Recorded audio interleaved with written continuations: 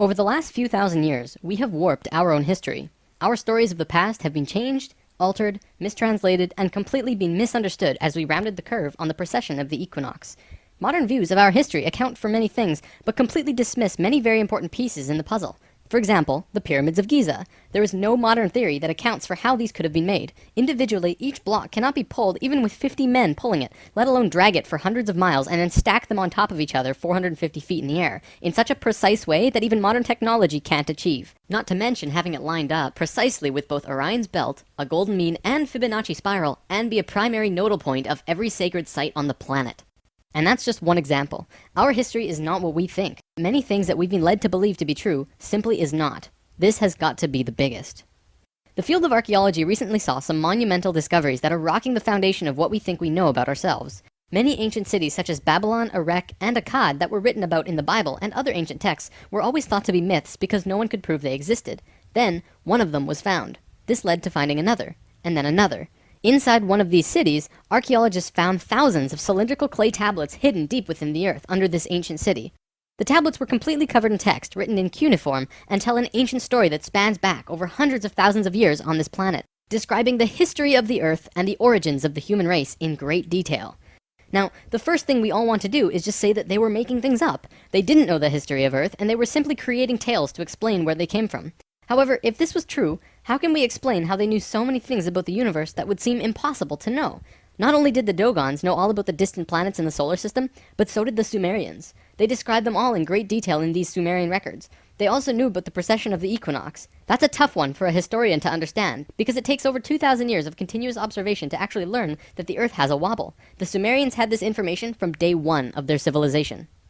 A man named Zacharias Sitchin spent a long time transcribing these texts and had put them all together in his books, but many others have also done the same, and the interpretations are always very similar. Not only that, but Thoth has also shared information about this with us, and his account matches the Sumerian records. Adamus and other channelings discuss it as well. If you see all of these records and sources, there is a huge connection between the stories. Now, this story spans back hundreds of thousands of years into our past. It talks about Tiamat and Nibiru, the Nephilim, seeding the human race, Adam and Eve, and the children of Lemuria. This portion of the story is really interesting, but not the most crucial to know. We're not going to be covering this at this time. We are, however, going to be picking up the story at the end of Lemuria, and discussing the events of Atlantis up to present day. What I'm going to tell you is a mix of what these records say, along with what Thoth has told us for some finer details. Please have your own experience while watching this. I'm not going to tell you that this is fact. I am simply saying, decide for yourself.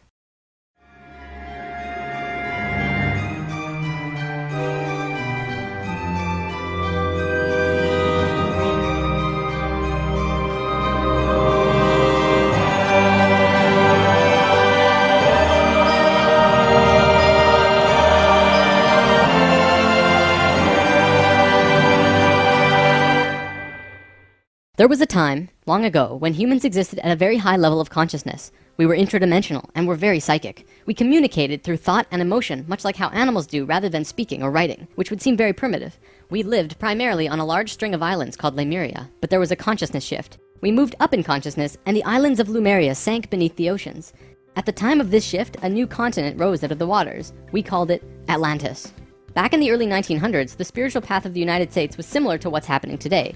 People began to learn about meditation and study ancient lands like Atlantis and Lemuria. We actually found quite a bit of evidence that Lemuria existed, and it had to do with coral.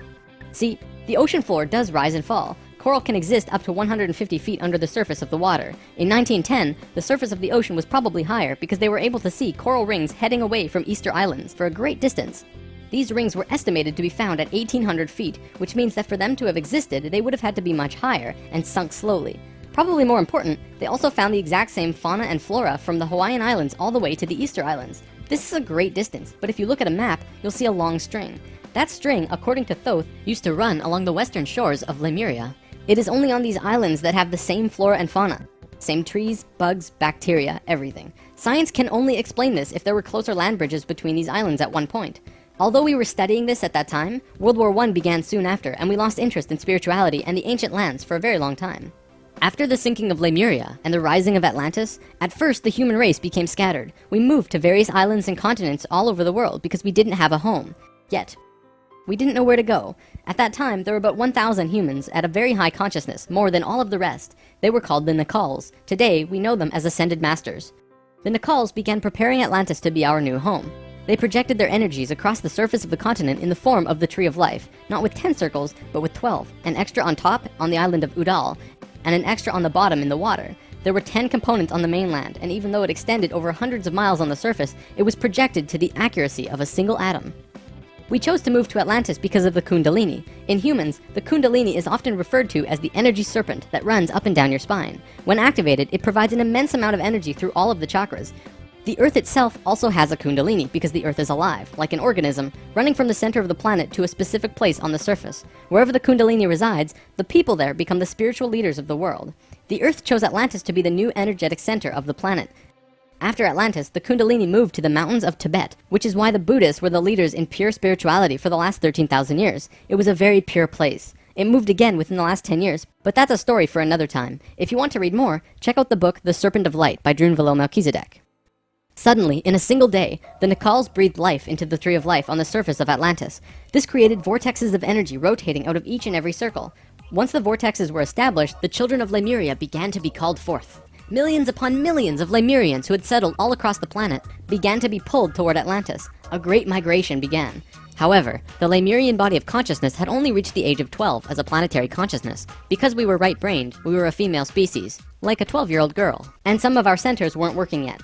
They had worked with these energies, but only mastered 8 of the 10. Each migrating Lemurian was attracted to one of these 8 centers on Atlantis, depending on the nature of the individual. There, they settled and began to build cities.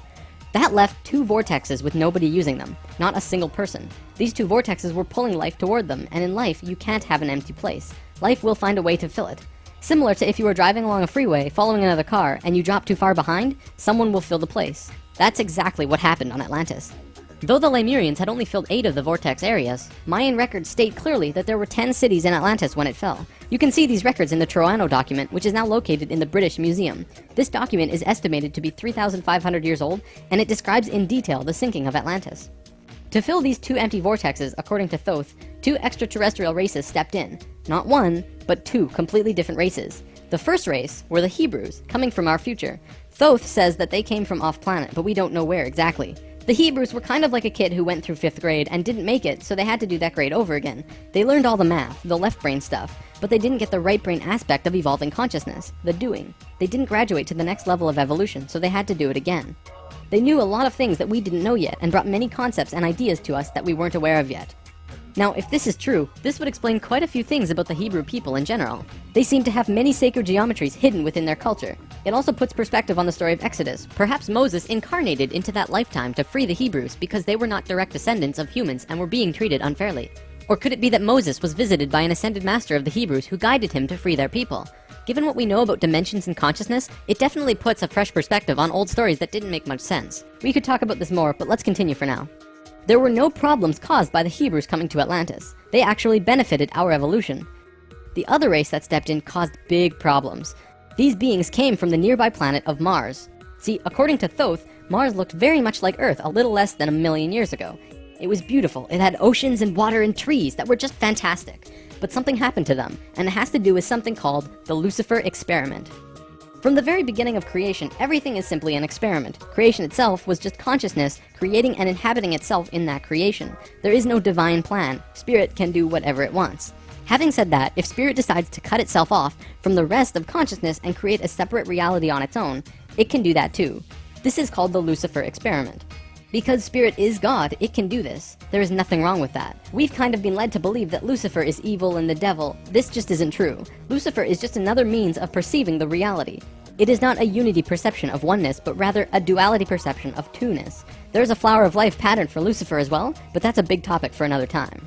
Anytime the Lucifer experiment has been attempted in the universe, it always ends in failure. The species will cut itself off from love and will become incredibly male, left-brained.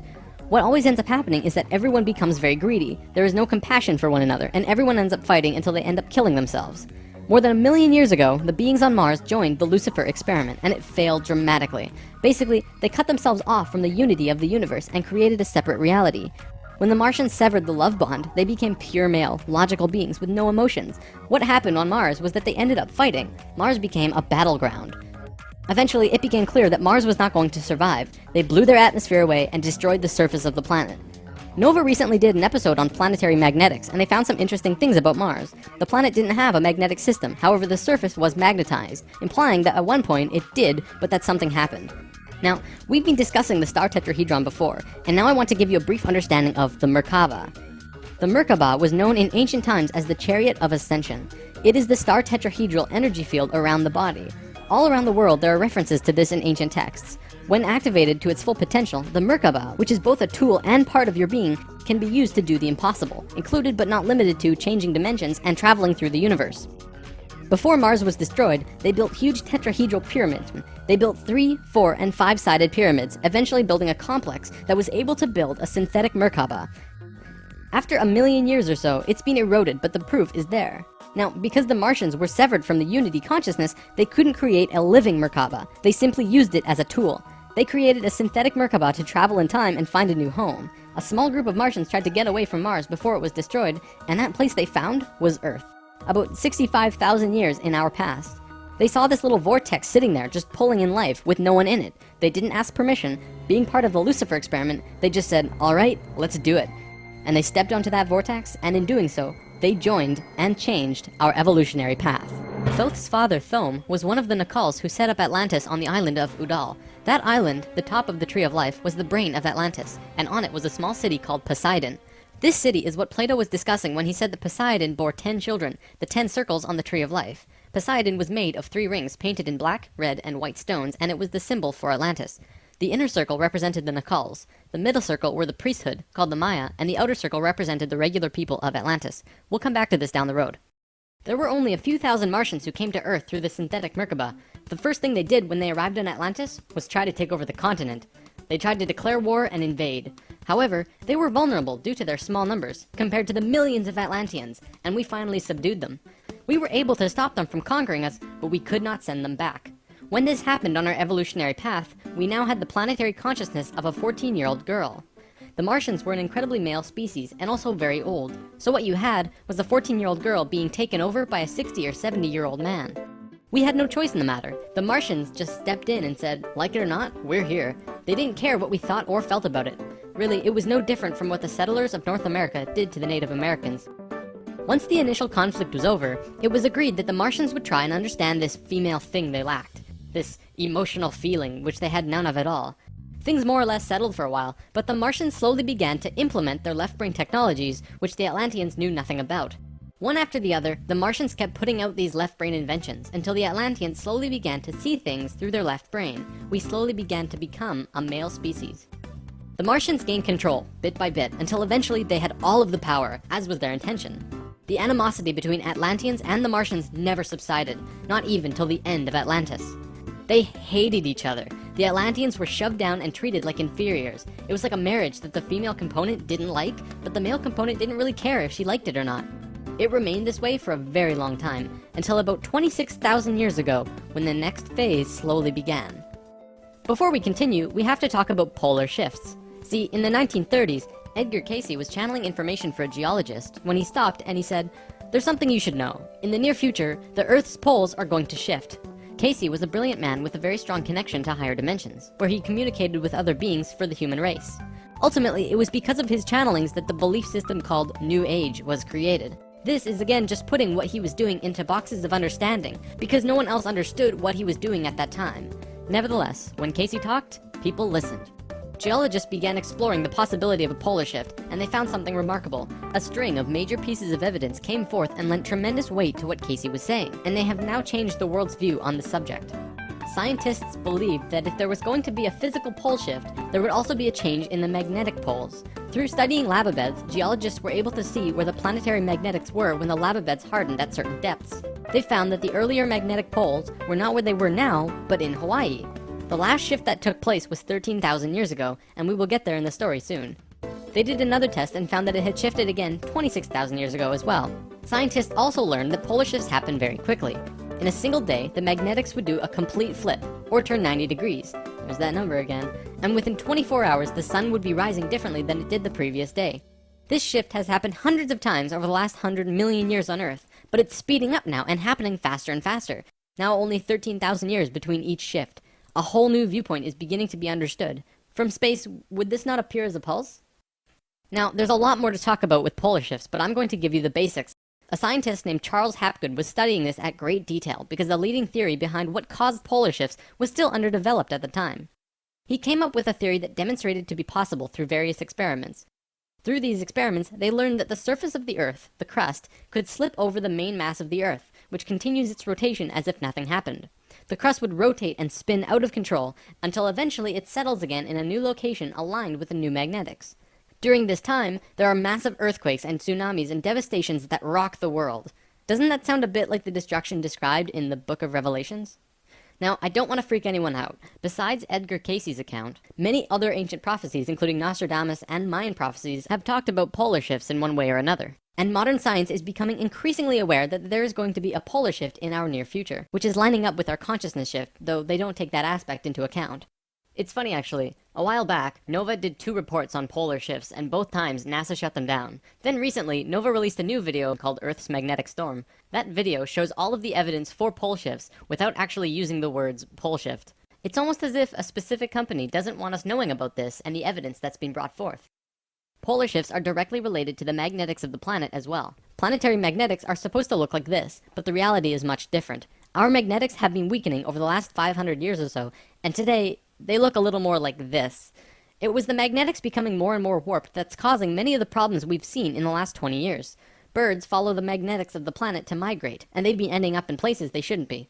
Whales were continually beaching themselves in the 90s because they followed these magnetics, which led them to land where there should have been water. As for humans, you know how on the night of the full moon there are more rapes, murders, and violent crimes than any other night of the lunar cycle? Well, the moon affects the magnetics of the Earth, slightly. But the magnetics are so warped right now, it's affecting how we think and act as a planet. Our collapse of social structure is related to the geomagnetics of the Earth. Or perhaps it's the other way around. There's one other thing that we need to discuss about polar shifts. They always line up with a consciousness shift. They are interrelated. Thoth lived on Atlantis for a very long time, and he told us that he saw the Earth shift 5 times, watching the sun rise in the east, and then the west, then the east, then the west. This is how to explain why during a consciousness shift at the end of Lemuria, it sank beneath the oceans and Atlantis rose. If the crust was spinning randomly around the planet, many geological events such as continents rising and falling would take place. Now that we have an understanding of polar shifts, we can continue with this drama on Atlantis. 26,000 years ago, we were exactly where we were today on the precession of the equinox. We had gone through our falling asleep phase, and we were about to begin waking up. It was at this point that there was a small consciousness shift. We actually went down in consciousness, not up. A piece of Atlantis about the size of Rhode Island sank into the ocean. This caused a tremendous amount of fear within the Atlanteans, because they thought they were going to lose the whole continent, like what happened with Lemuria. Because of the consciousness shift, one of the bigger things they lost was their connection to the future. They couldn't foresee big events such as the potential sinking of their home. After about 200 years, this fear began to subside. Now, in both the Bible and the Sumerian records, the accounts of Adam, Eve, and all of their children were recorded to have exceptionally long lifespans, like 900 years or so. So 200 years for us back then is like 20 years for us today. We'll explain how we got there soon. Things kinda settled for a while, and then between 13,000 and 16,000 years ago, a comet approached the Earth.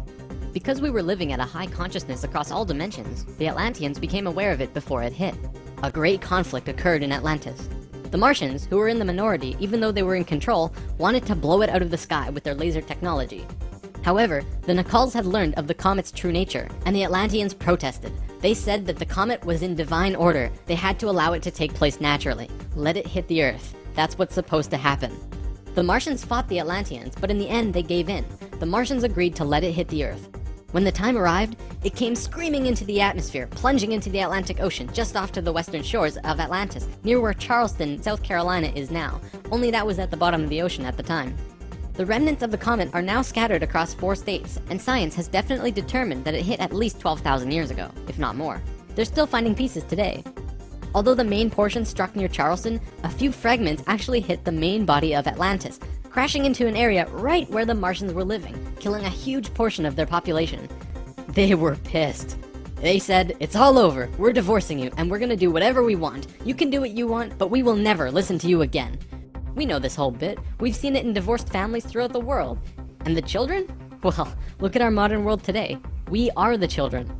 You can guess what the Martians did next. Their primary interface with the reality was control, and when their anger rose to meet their desire for control, they decided to take over the Earth. They began to once again create a complex like the one they built on Mars long ago to try and create another synthetic Merkaba. If they had succeeded, they would have gained control over everything on the planet. The only thing was, around 50,000 Earth years had passed since they had built a Merkaba, and they didn't quite remember how to do it. But they thought they did. The Martians built the buildings in Atlantis. They set up the whole experiment, threw the switch, and lost control. The destruction was immense. In this reality, you can hardly make a greater error than to create an out-of-control Merkaba. The experiment began to rip open the dimensional levels, not the higher ones, but the lower ones. To give an analogy, if you took a knife and slit open your stomach, the stomach acids would seep into other parts of the body that it's not supposed to be in. That's like ripping open the dimensions.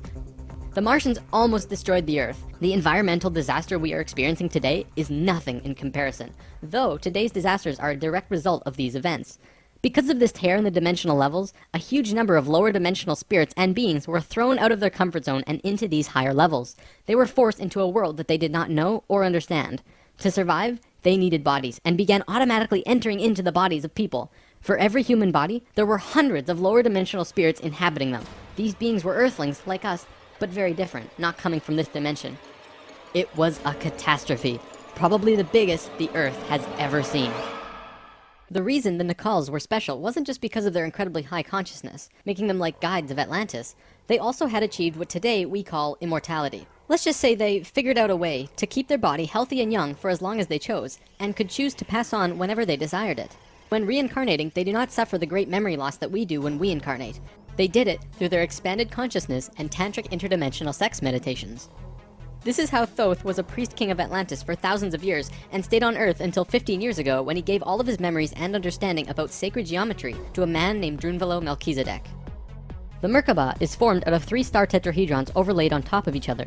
2 of them are counter-rotating and the third is stationary. When the Merkaba is formed with the unity consciousness, it is formed internally with love. When it is formed externally through the Lucifer experiment, it does not have that love and can become unstable very quickly.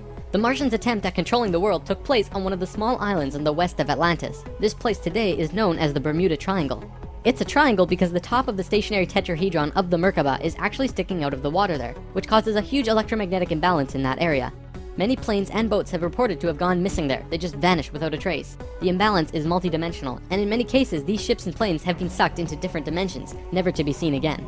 That Merkaba is still there on the seafloor today, but from what I know, it's going to be corrected soon.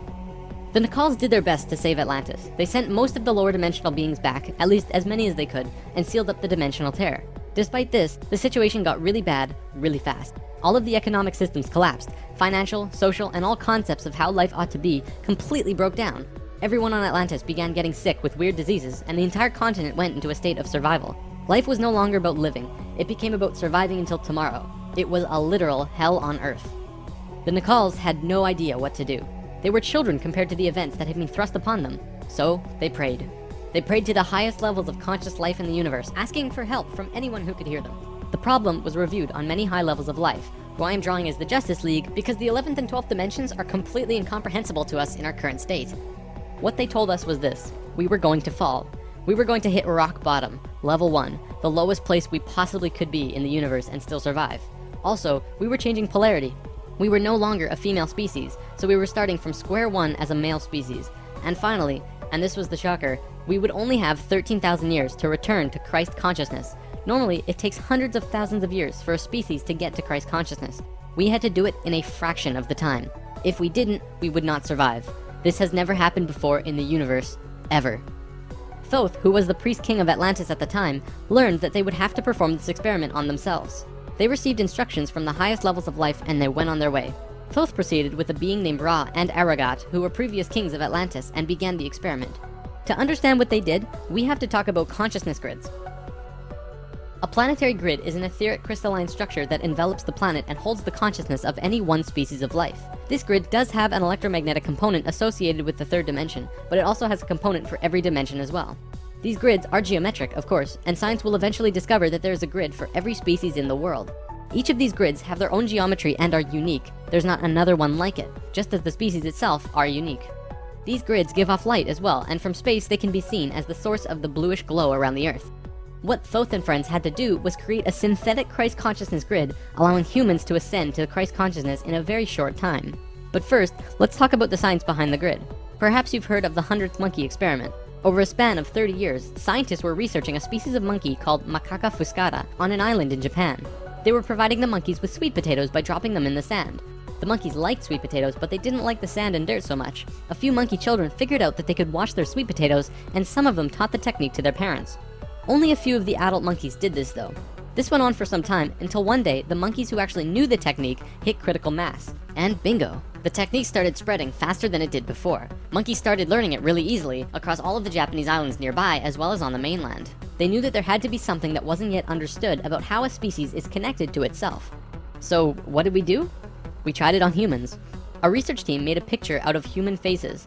About 100 faces hidden within a single picture, but at first glance, you could only see about 6 or 7. They did several surveys with a few hundred people in Australia and said, alright, find the faces. Most people could only pick out 6, 7, 8, 9 or so, not many more. After that, the research team went to Britain and aired the picture on a closed cable BBC special that was shown only in England. They showed where all of the faces were, every last one. Half of the research team, which stayed in Australia, did the experiment again with new subjects. And lo and behold, people were just naturally able to see more faces. After this experiment, they knew that something definitely connects us all, and the field of noetics is learning more about it daily. It's mass consciousness. In lesson 11, I showed you the 3 levels of consciousness. Each of these levels have their own consciousness grids around the planet, and our second level grid is based on squares and triangles. Many governments of the world, especially the Russian and US governments, were studying our grids back in the 60s and probably earlier. When mapping out the grid on the planet, you find little military bases on many of the nodal points of the grid. There are tons of these bases way out in the middle of nowhere, like on little islands like Guam. This couldn't be a coincidence that these government powers placed their bases right where the little spirals came out of the grid. They were trying to take control of the grid, because if you control consciousness, you control what we think and feel. Of course, there was another organization that had its hand in both of these governments, and still do, and we will discuss them soon enough. This grid is visible through astral projection as well. 13,000 years ago, it began. Thoth, Ra, and Aragat were to create a global complex that was able to build a synthetic Christ consciousness grid over a 13,000 year time period. The first thing they did was to fly to a place which is now called the Giza Plateau, but back then it was known as the land of Chem. It was also a rainforest back then as well, not desert like it is today. First, they created a grid around the planet 4th dimensionally, and then began to construct it in the physical 3rd dimension. They went to the male energetic axis of the Earth and constructed a complex which today is called the Solar Cross. These men were 6th-dimensional beings at that time and were living at a very high level of consciousness, so whatever they thought happened instantly. It was that simple. According to Thoth, he built the Great Pyramid, not the Egyptian king Cheops. Thoth says that it was built 200 years prior to the pole shift and built very quickly. These pyramids were aligned precisely with both Fibonacci and golden mean spirals emanating from out of the solar cross. Interestingly enough, Edgar Cayce also channeled that the pyramids were constructed in this time. The pyramids were also found to be built from the top down. The stones on top were placed first, which has baffled researchers ever since. Every time more is learned about the pyramids, we move further into dark on understanding how they were formed. If what Thoth says is true, well, that explains everything. From there, Thoth and friends constructed an entire network of temples and structures along this grid 4th dimensionally, placing them on nodes on the new synthetic Christ consciousness grid they were creating. All of them were made with Fibonacci or golden mean spirals, and all of them were mathematically referred back to the solar cross in Egypt through the Great Pyramid. The creation of all of the sacred sites on the planet were no accident. It was a single consciousness that created them all, from Machu Picchu to Stonehenge to Zaghuan, you name it. There are a few exceptions, but most were created by a single awareness as part of a unity consciousness grid. Although the Great Pyramid was done all at once, many of these ancient structures of the world were made 4th dimensionally and slowly dropped in frequency until they manifested on the 3rd dimension over a long period of time.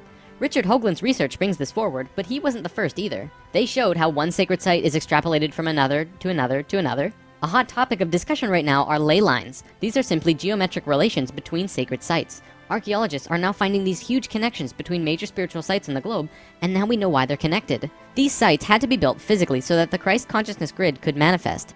In a way, think of the physical sites as the wiring of a giant wireless electrical system, and then it needs about 13,000 years of continuous energy flow for it to actually turn on. And just so that you're not left in suspense, yes, the grid was completed. It came to life and is now active, though not really used. Congratulations, Earth! We actually survived. Not only has Thoth told us this in person, but he's also written it down in the Emerald Tablets. These tablets were left in the Great Pyramid thousands of years ago. There are 12 tablets in total, formed from a substance created through alchemical transmutation. They are imperishable, resistant to all elements and corrosion. Their atomic structure is fixed in place, and no change can ever take place. In that respect, they violate the material laws of ionization. These tablets share a great wisdom, and you can read them at over 100 different levels of consciousness, and you will always understand them differently. If you're interested in this stuff, you should definitely consider reading them. As you can probably tell, Thoth plays a pretty large role in what happened. Most of this information comes from him. Thoth also provided most of this information about the flower of life and its geometric relationship to consciousness with us. And this stuff is tied intimately to the geometry of the universe. Considering the quality and quantity of information that he has shared, it makes you really start considering that this next part can be true. The Great Pyramid has a legendary missing capstone. According to the Emerald Tablets, deep under the Great Pyramid there's a room called the Hall of Records. This room was not built by Thoth and long predates the Atlantean civilization. Within the Hall of Records is the capstone of the pyramid, which is 5.5 inches high, solid gold, and completely holographic image of the Great Pyramid. It has all of the little rooms and everything. However, this leaves us with a 24 square foot piece of the Great Pyramid that's missing. If what Thoth says is true, that missing piece actually belongs to a very special airship that exists on Earth. And the way to the airship is through the Sphinx. The Sphinx, according to Thoth, is not 12,000 years old, but dates back over 5.5 million years on Earth. Deep under the Sphinx, about 1 mile down, is a round room with a flat floor and flat ceiling. Inside this room is the oldest synthetic object on Earth. The object is about 2 city blocks in size. It's round like a disc and has a flat bottom and top. It is also only about 3 atoms thick, except for a pattern on the top and bottom which looks like this. This pattern is 5 atoms thick. Thoth says that it's powered by consciousness, thoughts, and feelings, and connects with your own living Merkaba, which means that it becomes an extension of you and your own energy fields. The ship is also intimately connected with the spirit of the Earth, and is the protector for the whole planet. Thoth built the pyramid the way he did to fit with the ship. When on top of the Great Pyramid, it creates this image from above. The disc ship has a circumference equal to the perimeter of the Great Pyramid. As we discussed in Lesson 11, whenever that ratio appears, life occurs. This ship can only be used by the purest of souls. See, whenever we approach the point in the precession of the equinox where our poles do these shifts, we become very vulnerable. Things often degenerate, and while things become chaotic, there are often other species who wish to take us over. This has always happened, not just with us, but with all evolving consciousness. Every time a takeover seems imminent, a very pure person will find their way to the ship and raise it into the air. The Earth and Sun will connect with that person and give him or her great power. Then, whatever that person thinks and feels will happen. And think about it. If consciousness is the primary core component of the entire planet, does it not make sense that it would have its own defense mechanism? This defense is an airship that plugs into the Earth and the Sun, allowing the Earth to have protection. Our takeover event actually already happened, the same year the Christ grid was activated. The year was 1989, and we were having some troubles with the Greys, a race of ETs who were slowly plotting takeover due to a previous scuffle we were having. A very pure woman in Peru made the ascension process into the Christ consciousness grid and found the ship. She tuned it to the frequency of the 4th dimension, where she raised it through the Earth and into the air, and manifested a situation for the Greys to leave. Within a very short time, the Greys began getting sick, and remained sick for as long as they stayed here. They have been forced to leave for now, and we are once again safe. The ship is a warship in that whatever race is trying to take over, the person will just think them away, think up a situation, and force them to leave. Returning to the events on Atlantis, after completing the complex in Egypt, Thoth and pals returned to Atlantis, where they waited for about 200 years until that critical point on the precession of the equinox where the poles would shift. They knew that Atlantis would sink, and they would be ready. Previously on Thoth and Pals. Thoth, the poles are shifting. Oh, the pole shift? Yeah, whoa, what's wrong with your eyes? I don't know. When Thoth first saw signs of the polar shift, they returned to the land of Chem and raised the warship into the sky. They went to Atlantis and picked up the Nacals. The Nacals weren't just passengers though, and each and every being was working in unity to create a very powerful Merkaba around themselves and the ship. They returned to the Great Pyramid and landed the ship on top, forming the phi ratio with the pyramid. And then, it happened. The poles began to shift, and human consciousness began to plummet. Simultaneously, the electromagnetic and magnetic fields of the Earth collapsed, and all life on the planet went into the Great Void, the 3.5 days of absolute blackness described by many ancient cultures in the world. The Emerald Tablets say that whenever we go through a polar shift, we go through a void space as we change our frequencies for about 3.5 days. This is also in the Troano document, depicted by 3.5 stones painted black. This refers to a time when we go through what science calls the electromagnetic null zone. During the pole shift, a phenomenon takes place where everything just seems to disappear for a certain time. Usually it's between 2 to 4 days, and the last time it was 3.5 days. Here's where it gets interesting. What happens to us does not usually happen to a normal species, because most advanced species will have their Merkabas handy at the time of the shift. We didn't, due to our little crisis, and we got sucked into the void space without protection. This resulted in us losing our memories. Science realizes that all of our memories are connected through cells in our brains as well as fields around our heads. What is not entirely understood by science yet, at least not directly, is the connection our memories have with the planet itself. We've discussed this before. The magnetics of the Earth affect how we think and act. The Merkaba is an electromagnetic field that you create around your body that can serve as protection from void as you're consciously going through it. What happened to us when we didn't have that protection? It was a clean wipe. When we existed on Atlantis, we were living at a very high level of consciousness in a higher dimension. We had extremely advanced and sophisticated bodies and minds, and were capable of practically anything, living in a dimension where molecules were spaced so far apart that consciousness could interact with them without physically moving. It's hard to explain because you can literally shape your environment immediately through your consciousness in these higher frequencies. In that sense, we were creators, knowing and understanding oneness, beings of love. But then we fell. We dropped back down to this place called the third dimension. We also fell in consciousness back to zero. We forgot how to use the pineal gland, and it slowly shrunk to the size it is now, like a raisin, where it's supposed to be eyeball size. When this happened, we forgot how to breathe source energy into our bodies, and our lifespans went kaput. Eventually, we went from 900 years to what it is today. We had not experienced this dense reality that we had before, at least for a very long time. We were kind of like a supercomputer that gets completely wiped. No operating system or anything. We had these advanced physical bodies, but we didn't know how to use them. This is why today we are so physically advanced compared to pretty much all the other animals in this third dimension. For a time, the survivors of the Atlantean fall, and there were a few, were literally hairy barbarians. We even had to rediscover fire. The reason we're having such a hard time finding evidence of Atlantis is because for the most part, the events of Atlantis took place on a much higher dimension than our physical Earth exists on right now. Everything I've drawn of Atlantis can't be taken as that's what it looked like, because it didn't. This landmass did physically exist, but the Atlanteans were not inhabiting that dimension of its existence. If the warship hadn't been protected by the Merkaba, the Nacals would have lost their memories. They retained their memories when the Earth came out of the void and began their work once more. Thoth and 1/3 of the Nacals went to the Island of the Sun in Bolivia. Aragot and 1/3 went to Tibet, and Ra and the remaining third went to Egypt, where they waited. Now, we're going to begin bridging the gaps between this story and our current history. In between the fall of Atlantis and the dawn of our first civilizations, who were the Egyptians and the Sumerians, there was a 6,500-year gap between them. What was happening to us in that time? We have to look at this precession chart again. This is where we fell in consciousness, point C, and this was our falling asleep phase too. Thoth, Ra, and the Ascended Masters were waiting until point D. They had to wait for humans to just evolve themselves over a 6,500-year time period until they were advanced enough to actually receive this new information that they were going to provide. Sometime in here was when the flood of Noah occurred. Because of the pole shift, the Earth went through an ice age. This is scientific fact. When the ice melted, it would have caused massive flooding. DNA is the physical manifestation of who you are. It is your soul's physical aspect. What we are seeing in DNA is changes in the codons. There's 64 possible codons in DNA, and humans only have about 22 or so. What we're finding is that there are 6 more codons being activated within these children, and they are choosing 2 of the 6. These kids are what we call indigo and crystal children, and probably the super psychics as well. Now, this is a chromosome. Basically, what this is lots and lots of DNA wrapped into this weird H-like shape. This is located in every cell and is part of your body of consciousness. What Thoth tells us is that every level of consciousness seen here not only has its own consciousness grid, but its chromosome change as well. The second level, where we are now, has 44 and 2 chromosomes. To any scientist, this is basic biology.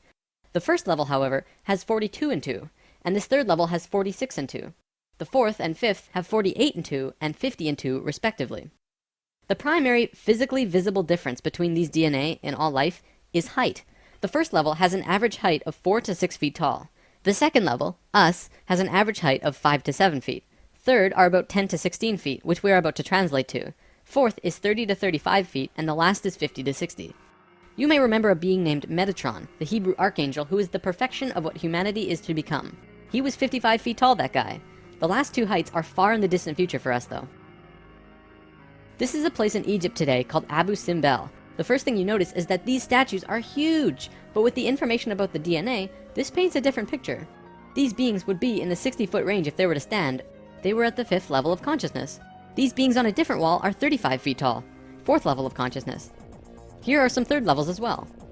Archaeologists saw this and thought that it meant that the man was just much more important than the woman, when in actuality, the kings of Egypt had 5 different names, one for every level of consciousness. Some of the kings were even able to translate into different dimensions, and that's how they guided the population with the power of the gods. In Egypt, according to today's top archaeologists and researchers, the Egyptians and Sumerians both began their civilizations right around the same time from each other, within a few hundred years or so. Both of these civilizations emerged out of nowhere with perfect writing abilities that were not improved upon since. When they first emerged, they were extremely sophisticated and clear, and slowly degenerated over generations. No archaeologist can explain how this happened or explain how it could have happened. They placed Egypt and Sumer into a special classification called stair-step evolution. What happened was, one day, Egypt got its language, full and complete. Then the knowledge leveled off. And then it got another massive leap a little while later. Then suddenly, they knew everything about water and moat systems just perfect. Then, a little time later, bam, they're masters of hydraulics. How did Egypt and Sumer do this? Well, this is what Thoth said. When we were evolving on our own for 6,500 years, Ra and the Ascended Masters were waiting in an underground city beneath the Great Pyramid. We'll come back to this in a bit. Thoth's son Tat formed a group called the Tat Brotherhood, which is a secret group that still exists today as protectors and keepers of the sacred temples. Today, they're still connected to the Ascended Masters. So about 6,000 years ago, some members of the Tat Brotherhood would wait until they would meet someone who could understand what they were going to teach them. When they found someone, they would just tune their frequencies to the third dimension and walk up and tell them information flat out. They said, hey, if you do this and this happens. The Egyptians would say, wow, look at that. Then they would go underground, wait another little while, and repeat the process. Over a short period of time, the Egyptian and Sumerian evolution shot up in stair steps.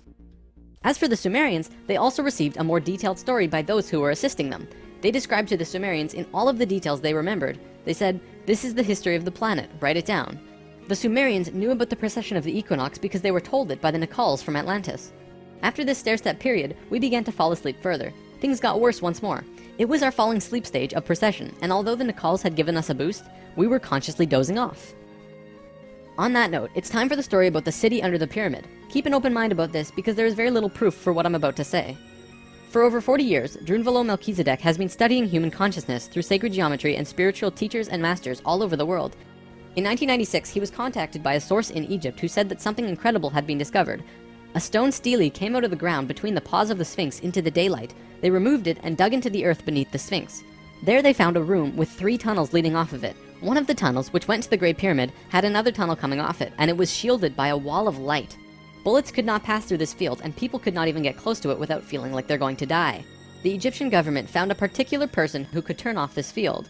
They also had brought in Paramount Studios to film it, as they had filmed the opening of King Tut's tomb. They had a good relationship with Egypt. The government wanted several $1 million from Paramount, but at the last minute they asked for an extra $1.5 million under the table. Paramount was outraged and they backed off. Things were silent for about 3 months. Then Drunvalo heard from a source again who was involved in all this, who said that 3 men shut off the light field and went inside. They found themselves inside a very large building that went on for miles underground, which was really the edge of a giant underground city, which was really just one giant building. Then, a little while later, an Egyptian archaeologist named Larry Hunter began describing the same thing, but more detailed. He said that the city was 6.5 by 8 miles wide and 12 stories deep, and the city was outlined by specific temples in Egypt. The 3 pyramids are lined up with Orion's belt, but there are also small temples for every other star in the constellation. Those temples map out the city underground and are made out of a special stone not found anywhere else in Egypt called Koinen stone. Incredibly enough, very recently, ancient tunnels were found in Romania that led to both Egypt and the inner earth. Now, I don't have time to go into detail about this particular story, but if you want, check out the book Transylvanian Sunrise by Radu Sinamar. To be clear, this is a theory that has not been accepted by the Egyptian government, but the underground city that Thoth said was there is, according to Mr. Hunter, marked by temples made of a unique substance, and the temples match the star pattern of the constellation of Orion. 4,000 years after the stair-step evolution, we were at our lowest stage of our evolution. We were hitting bottom on the awareness road. Suddenly, out of the darkness, 3 men came to Earth to give us a little nudge. Everything in ancient Egypt was synthetic. They had this entire civilization based around achieving heightened states of consciousness, but they had to do it through tools. Now, we're not going to look at each of these tools individually, but let me give you a brief overview here. This tool was used for transferring vibrations into the body. Along with that were the hook and flail. This little device was a kind of generator to increase vibrations, though there's not too much information available on it. This thing, however, was their most important tool, the Ankh. They saw the Ankh as the secret to eternal life, and they used it not as a physical tool, but as an energetic one. They would use this form and Ankh their sexual energy. Now, this could be a huge topic on its own, like how energy travels up and down the body through a vertical tube between 5 energy channels that counter-rotate as they extend through the body. But basically, sexual energy is an incredibly powerful energy. We definitely abuse it today, but what the Egyptians knew was that when you had an orgasm, a very large amount of energy bursts from your root chakra all the way up your spine to the top of your head, and then it gets released. What the Egyptians would do was when the spiral of energy hit their heart chakra, they would onk the energy out of the back of their body and over their head and back into their body, where they would keep the energy and retain a massive energy boost. In other words, if you take a tuning fork and hit it, it will reverberate for a certain amount of time. Then, if you attach an onk on top of it and hit it again, it will reverberate at least 3 times longer. The Egyptians were doing this with their bodies. Moving on, when Atlantis was first formed, the Nacals set up something called a mystery school. This is a special type of school where you learn about consciousness, and you learn different aspects of expanding your own consciousness, and eventually getting to a place where you become immortal.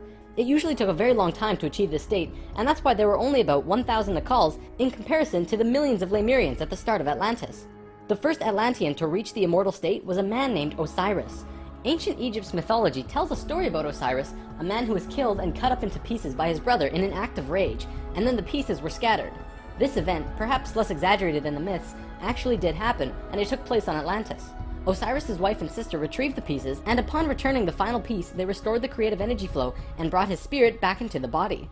Through doing this, Osiris became immortal, and he was the first immortal of Atlantis. This story is told throughout ancient Egypt on many temple walls, and I'm going to show you why. Osiris went through the 3 stages of consciousness. The first one was whole, the second was separated from itself, included physically, and the third was whole again. The Nacals used Osiris's understanding of how he became immortal as a template for how others could do it as well, only through consciousness, without needing to be cut up, of course. This eventually became what we would call the religion of Atlantis, but it was more of a deeper understanding that they were following. This template was also used in Egypt, which we will look at now. Through this stair-step evolution, we began to change from the first level of consciousness into the second. Before the fall, we had incredible memories. It wasn't this vague recollection that we have now, but today we might see it as full-tilt 3D holographic memory. After the fall, we still had a photographic memory and could share these experiences with each other, which is called dream time. It is what the Aborigines of Australia still have today. Through the introduction of writing, however, we began to change from the first level of consciousness into the second. We lost our incredible memories and became very separate from each other and ourselves. Thoth was the one who introduced writing, and if you look at ancient Egyptian culture, it even says, Thoth brought writing to us, as well as many other things. Now that we were in the second level, over time, things began to change, and a very serious problem developed, which if it hadn't been solved, it would have caused a major catastrophe in our own near future. Basically, in Egypt, the Ascended Masters had used Osiris's genetic coding of changing chromosomes to show others the path of ascension. They developed a system of 42 and 2 gods, with a lowercase g. They were actually called Neters. Most will recognize this one. His name was Anubis. There were 42 and 2 Neters who were representative of human chromosomes. Each one of them showed a specific pathway of life or human experience, and people would follow these understandings to learn more about their life or their own reality. The problem developed when both Upper Egypt and Lower Egypt became more separated from themselves, and the meanings of these Neters were lost. Over time, the drawings of these Neters changed, and the meanings changed with them. People had no idea what they meant. Then it got worse, when the Egyptian king Menes merged Upper Egypt and Lower Egypt into a unified country. Menes also merged the belief systems, so now you had 88 gods that people were fighting over to decide who was really God. This was an issue because now they had people not knowing what to believe, completely lost, separated from their understanding of their own divinity and God. Things became separated further, people fought over which gods were really gods. Today we look back and say, wow, they thought there were so many gods, when really, this wasn't the case at all. Even with the help from the Tat Brotherhood, we just couldn't get it right. There was one short period of Egyptian culture that most historians don't really understand. As it's written in ancient texts and hieroglyphs, for 17.5 years there was a bizarre new ruler that completely changed how Egypt was run, and his name was Akhenaten. Before him, there were only kings. Akhenaten was the first pharaoh, which meant that which you will become. He was also, believe it or not, 15 to 16 feet tall, at least that's how he was always depicted, and had an elongated skull. Both of these aspects are related to Christ consciousness. Akhenaten abolished all previous understandings of God and tried to instill a one-God understanding in everyone. After 17 years, the majority of Egyptians revolted and Akhenaten was killed, soon to be replaced by someone else, returning to the old system. What actually happened? To correct the problem, Thoth got the help from Ai and Tia, who were the first immortals from Lemuria, and got them to mate interdimensionally to conceive a Christ consciousness being. Thoth said that he worked with the previous kings of Egypt to help achieve this, and Egyptologists find that Akhenaten came completely out of nowhere. It took some time, and there was a transitional period involving Amenhotep III, but soon Akhenaten was on the throne. Akhenaten used his time to bring Egypt back to a simple religion where there was one God, one reality.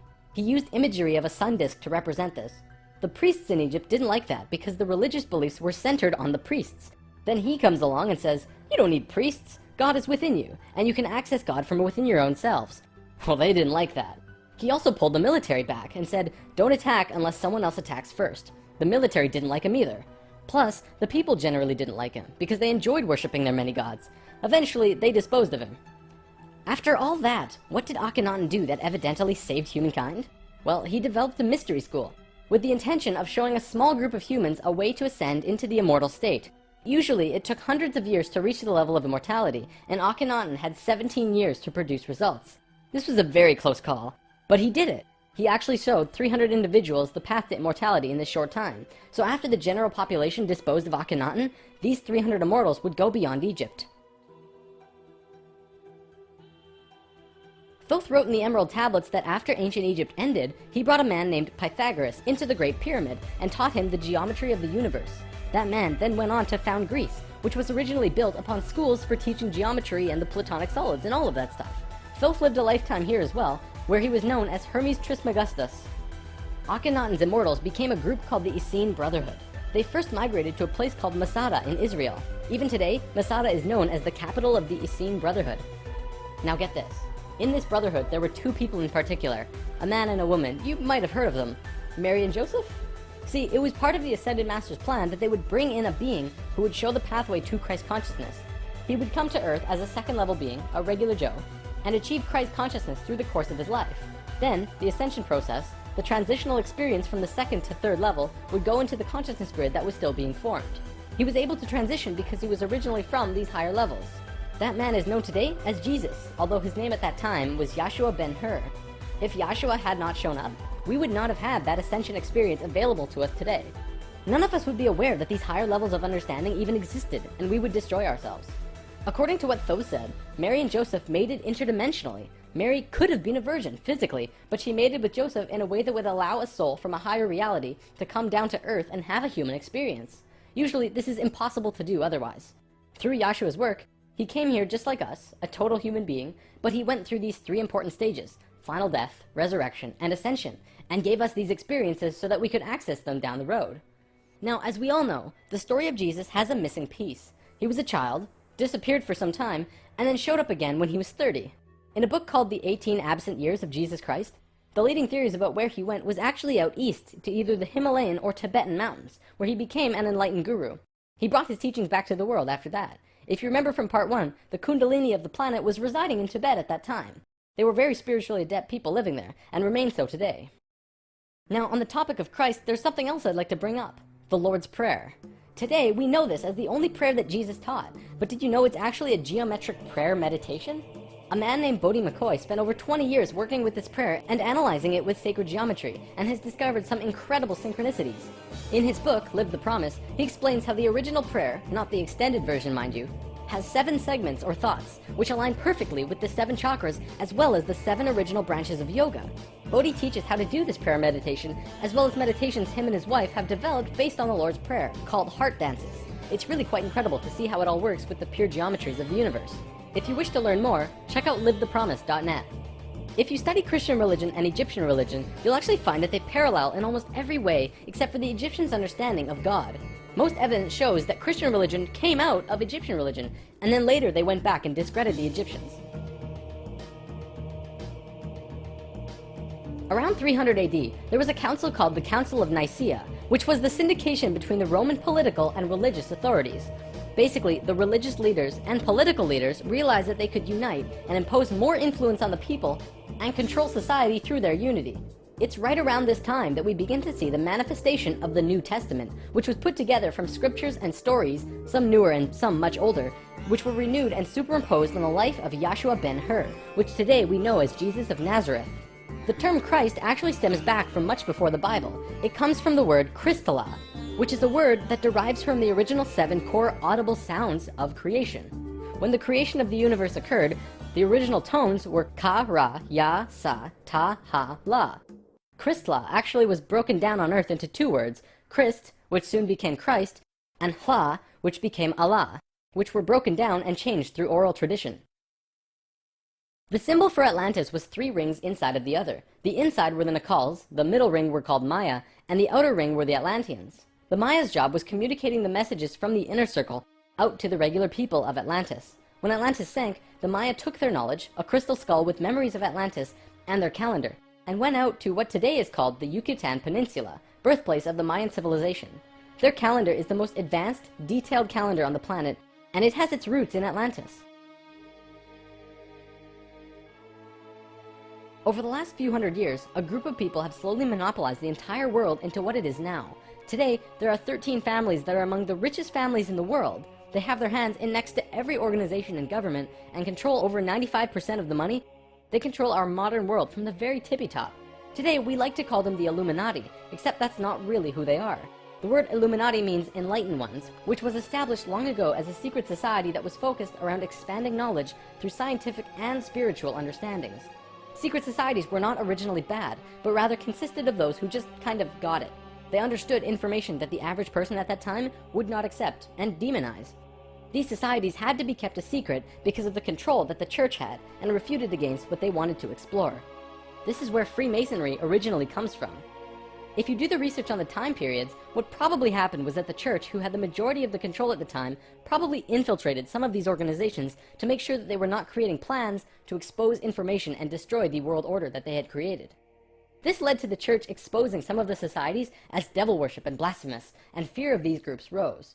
Over time, many secret societies branched off by those who were corrupt or previously infiltrated by the church, and gained more control through the church and large organizations that were being established. Today, there exist 13 families around the world who pretty much own the world, with over 95% of the money and a lust for greed, power, and control. More and more information has become present lately that many of these families may have DNA that is different than the rest of the human population. It is speculated that they share DNA that was passed down from the Martian race or other species races. They contain no love or emotion and are completely power-driven. This brings us to the end of the human history story for spirit science, but of course, it's not really the end. For one, we've only really scratched the surface of discussing many of these topics. Secret societies, for example, would take another 2 or 3 lessons to really get into. Plus, the human history story won't end because we're still living it, and what happens next is ultimately up to you. This story, while seemingly unbelievable and at times outrageous, does explain a lot. Think about it. We've covered the Bermuda Triangle, the face on Mars, Jesus, what the Egyptians were doing, the rise of Greece, pretty much most modern religions, the reason we popped up out of nowhere 6,500 years ago, the stair-step evolution of those cultures, and the story of Atlantis, which has been elusive to us at the best of times. It also explains the Great Pyramids and their connection to all of the sacred sites on the planet, the Sumerian tablets, the Emerald tablets, Lucifer, and as for the Hebrews, if you read their Talmud, it actually seems to suggest that they're not from here. I'm not going to tell you to believe it, but it definitely puts some perspective on many questions and aspects about the world which we generally just don't have conclusive answers to. Take it with a grain of salt though. After all, it is just a theory.